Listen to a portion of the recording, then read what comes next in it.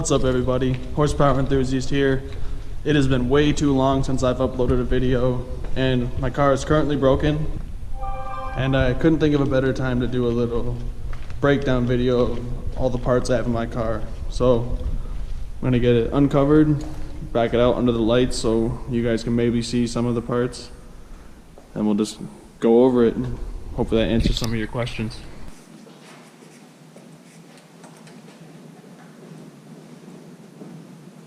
And another side note, I would like to apologize in advance if I don't know how to pronounce some of the brands, like the body kit. I'm not quite sure how to pronounce that, but I'm gonna do my best. Let's get this started. Now the transmission is completely broken right now, but I can still like move it back and forth. So I'm gonna try and start it and back it from right here to right there under the lights. Wish me luck.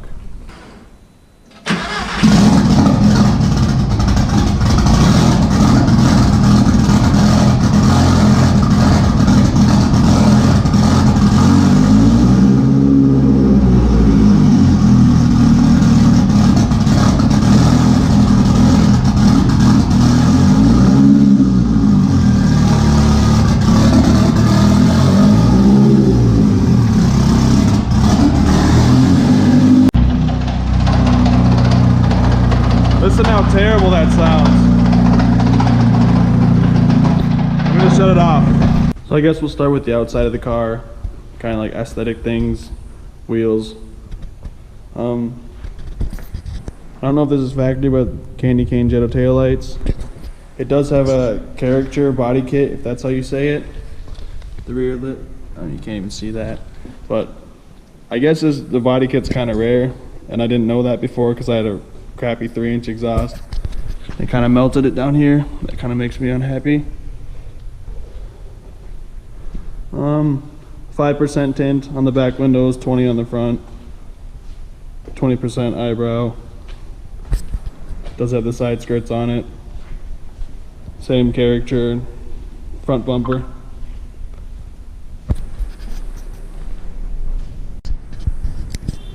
And as far as parts and stuff, I'm going to work my way from the back of the car to the front. So we can start with the back. I guess there's wheels in the front too, but the wheels are Rotiform NUE, new maybe how you pronounce it, but they're 18 by 9.5 wide. Not sure on the offset, but they work.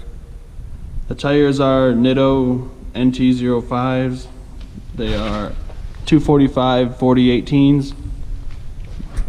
As far as suspension setup in the back, it's just on FK street lines, and then I did polyurethane axle beam bushings. Seem to tighten the car up. Inside the car, the back, semi-gutted. Still has the door panels and stuff, but there's no rear seat or anything like that. That's what it looks like in the back. Some rags in the back. There's my America helmet. Saving weight. Now for the good half of the interior. It has 2 Sparco Sprint size large seats. They fit great. They're kind of loose. I have a little bit of room on the side, but I wanted something that was going to fit. And from not sitting in anything, just order them from what I could get online. Really happy with them.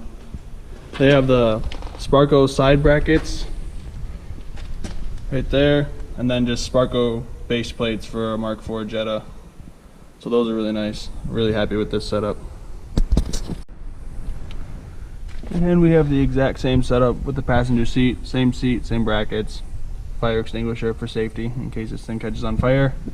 Sitting in the car now, it does have a TR motoring, billet short throw shifter. Pretty happy with this.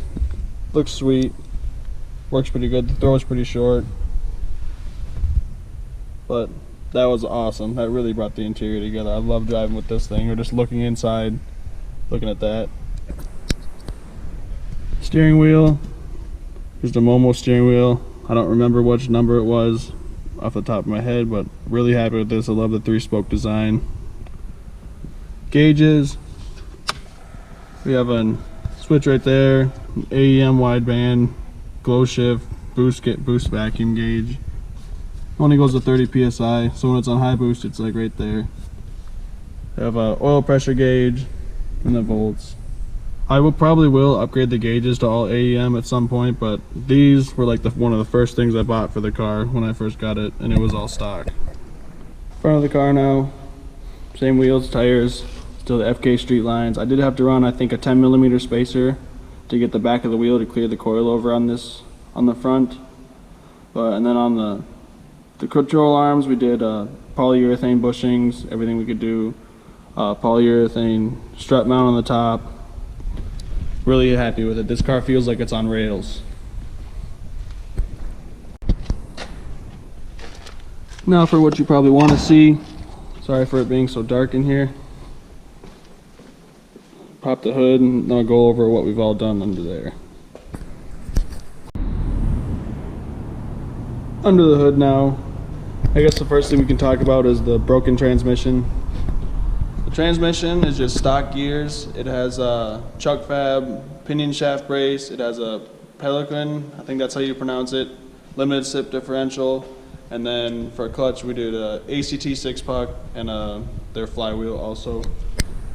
Still has stock axles. Really happy with how the clutch performed. It's rated at about 450 foot-pounds. I've only had it slip on me once. Axles, lifetime warranty, so that's awesome. You just can't pin it coming out of a turn, otherwise it'll break it.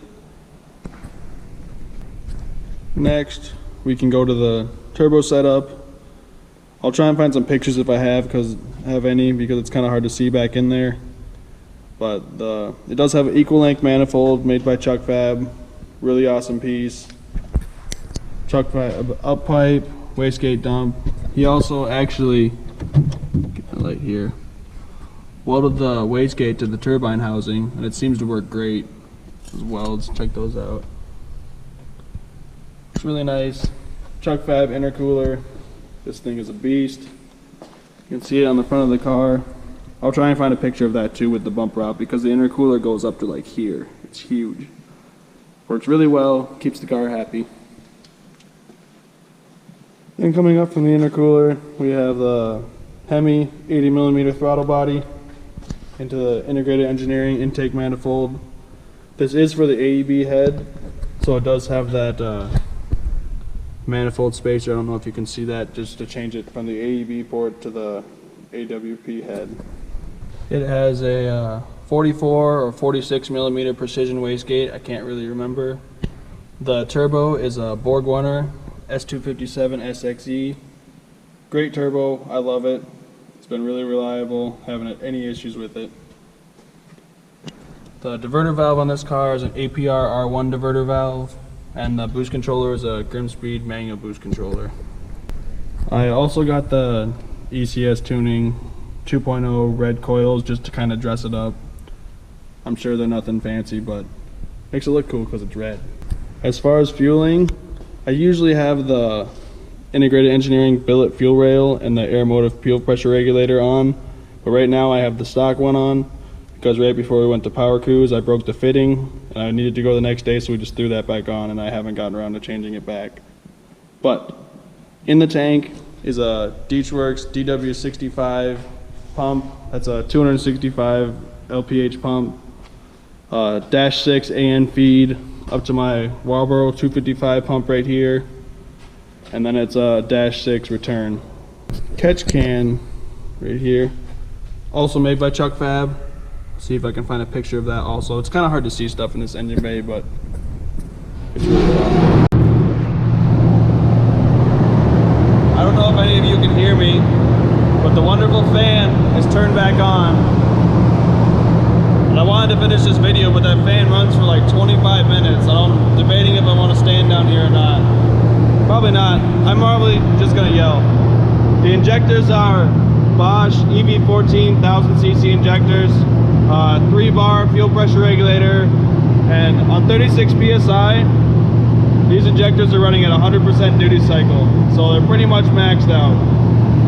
That's awesome. I think that's pretty much it. We went over everything. The engine is completely stock. I've only taken the valve cover off one time to change the valve cover gasket. Otherwise, I've never had the oil pan off this car. I did have the filter housing off once to change the gasket behind it. And you can see the stock rods in the engine. So this engine is completely bone stock from the valve cover to the oil pan. As soon as we get this transmission out, we're going to take it to the dyno, really see what it's making on 36 psi, because on 27 psi it made 415 wheel horsepower, 378 torque. So I'm hoping it's going to be close to 500. Forgot to mention earlier that it is E85. Can't forget that. E85 is the best. Another thing I did on the engine, just to try and keep the stock engine together, is we did a fluid damper crank pulley, ARP crank bolt with ARP hardware.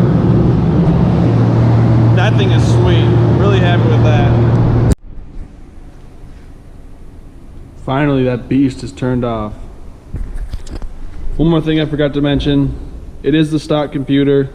We're running a Chuck Fab custom tune.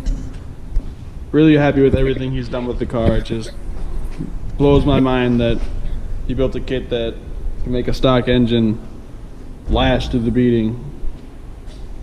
Good news is I do have a transmission now, so once I decide to pull that out, which is hopefully very soon, possibly this weekend, we can slap the other one back in there and the Jetta will be good to go.